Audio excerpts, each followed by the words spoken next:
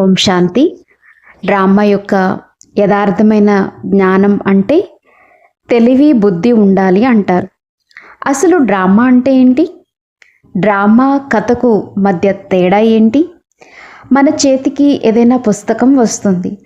ఆ పుస్తకంలో ఏదైనా కథ రాసి ఉంటే చదువుతాము. ఎవరైనా కథ చెప్తే వింటాము. డ్రామాలో చదవడం వినడం ఉండదు. డ్రామా అంటే చెయ్యడం, చూడడం. డ్రామా జ్ఞానంతో డ్రామాకు సంబంధించి మనం స్వమానంలో ఉండటానికి బాబా మనకు ఏ టైటిల్స్ ఇచ్చారు? Master knowledgeful. బాబా మనకు డ్రామా యొక్క ఆది మధ్య అంత జ్ఞానంతో పాటు సృష్టికర్త సృష్టి యొక్క జ్ఞానాన్ని ఇస్తారు. ఈ జ్ఞానాన్ని అర్థం చేసుకుని అనుభవం చేసేవారికి త్రికాలదర్శి అనేటువంటి టైటిల్ లభిస్తుంది. ఈ 3 కాలాలను దివ్య బుద్ధితో ఆత్మిక దృష్టితో చూసేవారికి త్రినేత్రి అనే టైటిల్ లభిస్తుంది. ఈ డ్రామాకు సంబంధించిన రెండో టైటిల్ స్వదర్శన చక్రధారి. మనం స్వదర్శన చక్రం తిప్పినప్పుడు మొదట పరంధామం నుండి ఆత్మలు కిందకు వచ్చే దృశ్యం ఈ సృష్టిలో ఉంది. సతో ప్రధాన స్థితి, సుఖశాంతమైన రాజ్యం. మెల్లమెల్లగా కళలు తరిగిపోతాయి. ద్వాపరయుగంలో దేవతలు పూజ్య స్థితి నుండి పూజారిగా అవుతారు. డ్రామాను ఆట అని కూడా అంటారు. దీనిని నాటకమని కూడా అంటారు. ఇది గెలుపు ఓటముల ఆట, సుఖదుఖాల ఆట, రాత్రింబవళ్ల ఆట. ఈ ఆట ఆడేవారికి ఏ టైటిల్ లభిస్తుంది? మనం ఈ అనంతమైన నాటకంలో పాత్రధారులం. మరి బాబా మనకు ఏ పేరు పెడతారు? హీరో, హీరోయిన్ అనే టైటిల్ ఇస్తారు. ఇదే విధంగా చాలా టైటిల్స్ డ్రామా జ్ఞానానికి సంబంధించినవి. చాలా తక్కువ మంది డ్రామా యథార్థ జ్ఞానాన్ని అర్థం చేసుకున్నారని బాబా అంటారు. డ్రామా అంటే చేయడం, సాక్షిగా ఉండి చూడటం. కథను డ్రామాని అనరు. బాబా డ్రామా జ్ఞానం చెప్తారు. సత్యనారాయణ కథ, అమర కథను చెప్పరు. ఆ కథయే డ్రామాగా తయారైంది. డ్రామా ఎవరు తయారు చేశారు?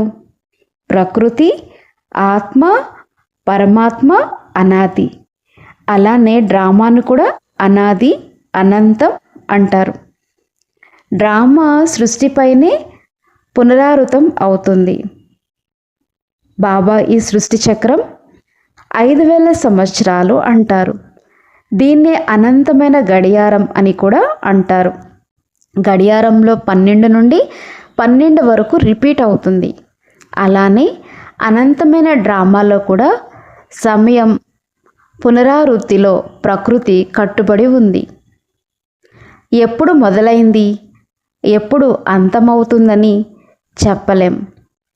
అందుకే అనాది, అనంతం అంటాం. సూర్యోదయం, సూర్యాస్తమయాలను రాత్రి పగలు అంటారు. కానీ ఇది ఎన్నిసార్లు సూర్యోదయం, సూర్యాస్తమం అయిందని చెప్పలేం. కనుక అనంతం అంటారు. ఇదే విధంగా డ్రామాను అర్థం చేసుకోవాలంటే 3 విషయాలు అర్థం చేసుకోవాలి. ప్రకృతి నియమం, ఆధ్యాత్మిక నియమం, డ్రామా నియమం. ప్రకృతి, ఆధ్యాత్మిక నియమాలు అర్థం చేసుకున్నవారు డ్రామాను, కర్మలను రెండిటిని సరిగ్గా అర్థం చేసుకుంటారు. ప్రకృతి నియమం, కర్మల ఖాతా 2 ఒకే నాణానికి 2 వైపులు లాంటివి. ఆధ్యాత్మికత ఆధారంగా పాత్రను అభినయిస్తూ డ్రామాను సాక్షిగా ఉండి చూస్తూ ఆనందానుభూతి పొందాలి. వారికి ఈ డ్రామా వన్స్ మోర్ వాహ్ వాహ్ అనిపిస్తుంది. డ్రామా అర్థమైన పునరావృత్తి గురించి ప్రశ్న వస్తుంది. ఇందులో ఏ రహస్యాన్ని అర్థం చేసుకుంటే మనతో మనం డ్రామా, బాబా, ప్రకృతితో అసంతృప్తి పడక సదా రాజీగా ఉండి ఆనందంగా పాత్రను అభినయించగలుగుతాం. డ్రామా పునరావృత్తి అంటే ఏమవుతుందని మనుషులు మర్చిపోతారు. బాబా ఎప్పుడు పునరావృత్తి గురించి చెప్పినా సత్యుగంలో లక్ష్మీనారాయణల రాజ్యం మళ్ళీ వస్తుందంటారు. రాబోయే ప్రపంచాన్ని బాబా సాక్షాత్కారం కూడా చేయిస్తారు. మనం ఈ జన్మలోని ఏవైనా సమస్యలు, ప్రాకృతిక ఆపదలు, సంబంధాల్లో సంఘర్షణ, దుఃఖం, కష్టాలని గుర్తు చేసుకుని డ్రామా పునరావృతం కావద్దనుకుంటాం.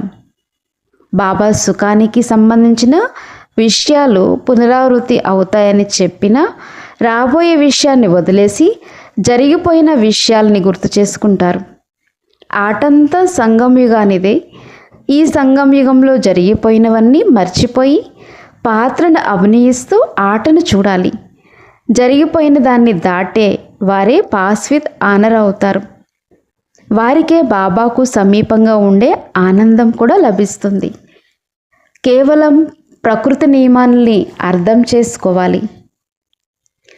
మనం ఉదయం తిన్నాం, రేపు మళ్ళీ తినాలి. ఇంకెందుకు తినాలి? ఈరోజు తిన్నాం, మళ్ళీ రేపు ఆకలేస్తుంది అనుకుంటారా? 4-5 గంటలు పడుకున్న తర్వాత మళ్ళీ లేవాల్సింది. ఇంకెందుకు పడుకోవడం అనుకుంటారా? ఇల్లు కట్టినా పాతదైతే ఇంకెందుకు కట్టడం అనుకుంటారా? పుట్టిన ప్రతి ఒక్కరూ చనిపోతారు, కానీ ఇంకెందుకు చదవడం, సంపాదించడం అనుకుంటారా? ఇవన్నీ ప్రకృతి నియమాలు. ఇది డ్రామా నియమం.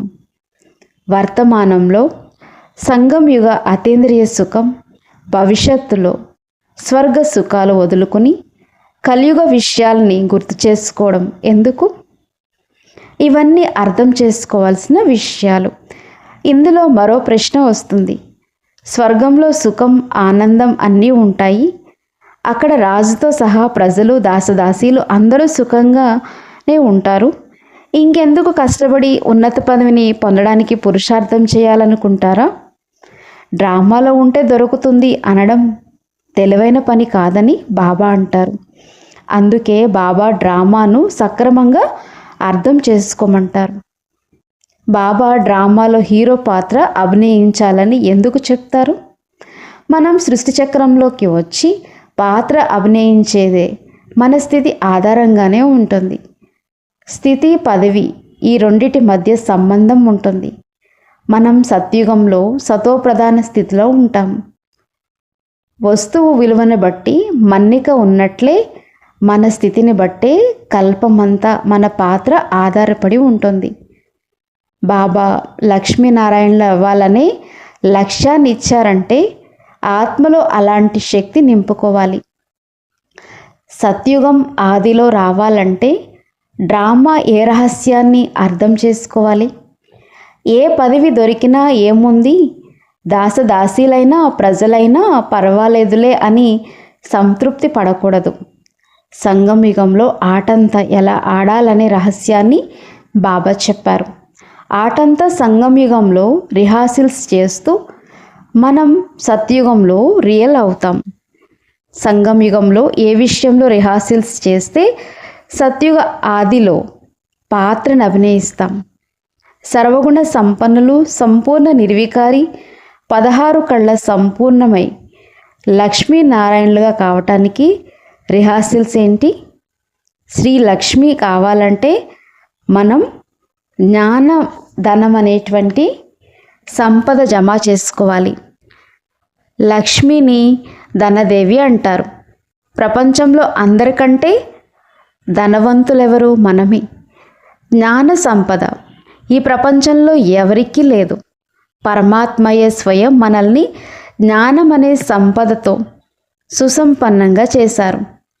జ్ఞాన రత్నాలతో ఆడుకుని జ్ఞాన మనన చింతనతో సంపన్నమయ్యే రిహార్సల్స్ ఇప్పుడు చెయ్యాలి.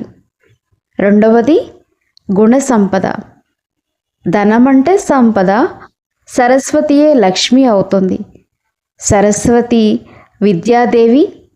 ఆమె లక్షణాలతో సంపన్న మూర్తి అయి జ్ఞానరత్నాల్ని మననం చేస్తూ గుణ సంపన్నం అవుతుంది. అలాంటి వారే శక్తి స్వరూపులు అవుతారు.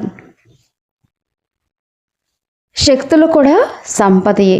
జ్ఞానం, గుణాలు, శక్తులు, సంకల్పం, సమయం, సంతోషమనే సంపదలతో ఆడుకోవడం నేర్చుకున్న వారి జీవితంలో ఎలాంటి అసంతృప్తి, లోటు, బలహీనతలు ఉండవు.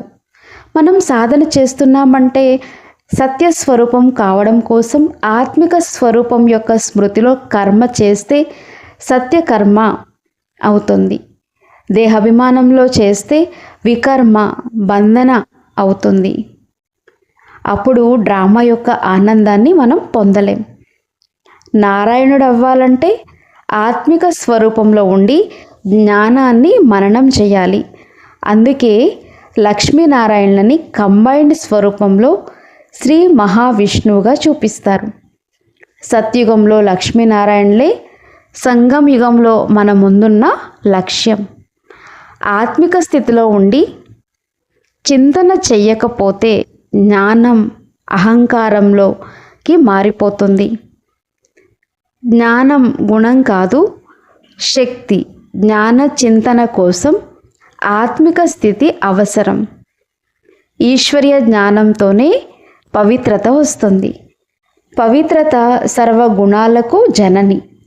లక్ష్మి గుణమూర్తియే కానీ గుణాలకు ఆధారం పవిత్రత. భవిష్య సంస్కారాలని మనం ఇప్పుడు రిహార్సల్స్ చేస్తున్నాం.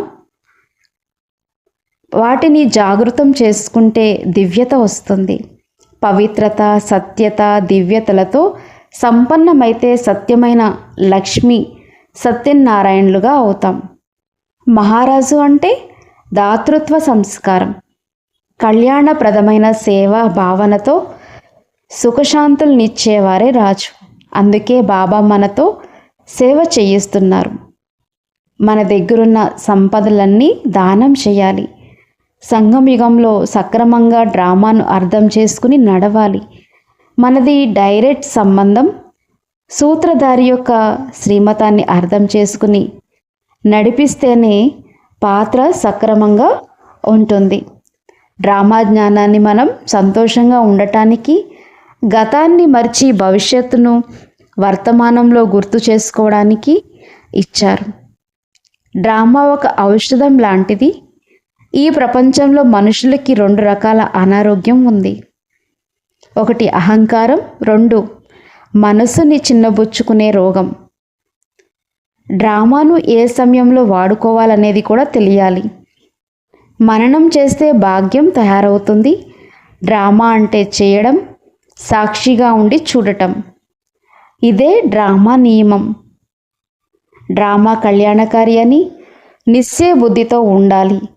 బాబాను తోడుగా ఉంచుకొని సాక్షిగా ఉన్నప్పుడే అన్ని విధాల సఫలత లభిస్తుంది. అందుకే కళ్యాణకారి డ్రామాను అర్థం చేసుకుని కర్మ చెయ్యాలి. ఓం శాంతి.